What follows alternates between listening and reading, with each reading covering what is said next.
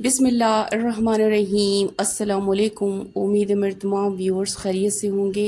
अल्लाह ताला सबको अपने ज़ुबान में रखे। आज की जो मेरी रेसिपी है वो बहुत आसान, बहुत मज़े की है। आज मैं आपके लिए मैंगो स्क्वैश बनाऊंगी, जिसे बनाना बहुत आसान होता है। इस वक्त में आपको इस बॉल में 1 किलो मैंने दूसरी आम इस्तेमाल किए हैं, क्योंकि उनका कलर, उनका जायका मज़े का होता है और मीठे भी बहुत होते हैं। तो इस वक्त मैंने इनको छील के गुठली निकालने के बाद इस वक्त इनका जो वज़न है वो 800 ग्राम है। 800 ग्राम के लिहाज से आज हम मैंगो स्क्वैश तैयार करेंगे। इसके इंग्रेडिएंट्स बहुत बेसिक और 3 इंग्रेडिएंट्स हैं जो हर घर में मौजूद होते हैं। इसको मैंने अब जो सेकंड नंबर पे है इसको मैं ग्राइंड करूँगी।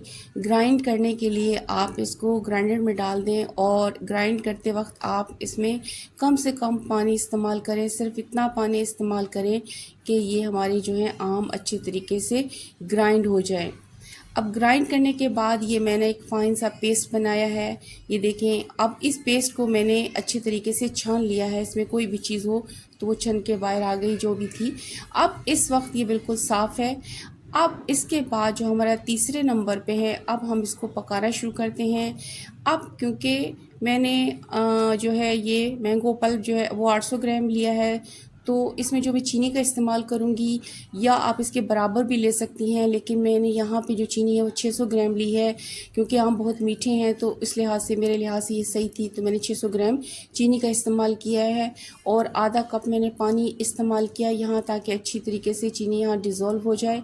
लेकिन आँच को मैंने मीडियम रखा है ताकि पूरी चीनी डिज़ोल्व हो।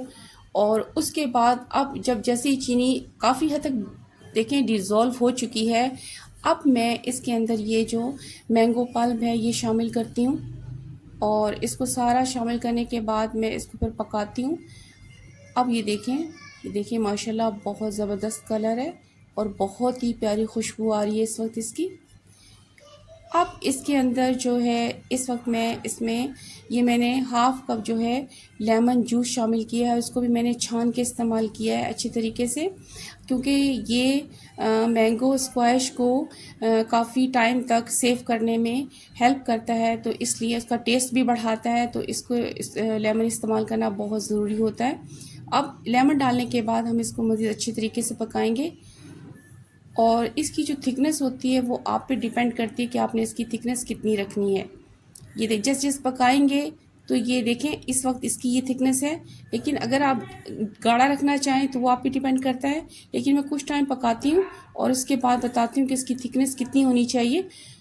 ये देखिए इस वक्त इस तरह इस फॉर्म में है ये। माशाल्लाह ज़बरदस्त, बहुत ही प्यारा कलर है इस वक्त इसका। ये देखें, अब ये मैंने जो है चूल्हा मैंने बंद कर दिया है। और अब देखें हम टेस्ट करते हैं कि हमारा जो है स्क्वैश की थिकनेस कितनी है और कितनी होनी चाहिए। देखें, अब मैंने इसमें डाल के इसको चेक किया है। अगर ये जल्दी फ़्लो करता तो इसका मतलब है हमें इसको और पकाना चाहिए। लेकिन देखें अभी बहुत आहिस्ता सा फ़्लो कर रहा है। बस इतनी ही थिकनेस चाहिए, क्योंकि जितना ये ठंडा होगा मज़ीद ये थिक होगा। तो इस लिहाज से हमने इसको बस इतनी उसमें रखा है और यह रेडी हो चुका है। अब हम इसको मज़ीद अच्छी तरीके से ठंडा करते हैं। अब इसको चूल्हे से उतार देते हैं। अब काफ़ी हद तक ये ठंडा हो चुका, हम इस बर्तन में इसको डालते हैं। ये देखिए, देखिए कितना थिक हो गया। अभी तक कंप्लीट ठंडा नहीं हुआ ये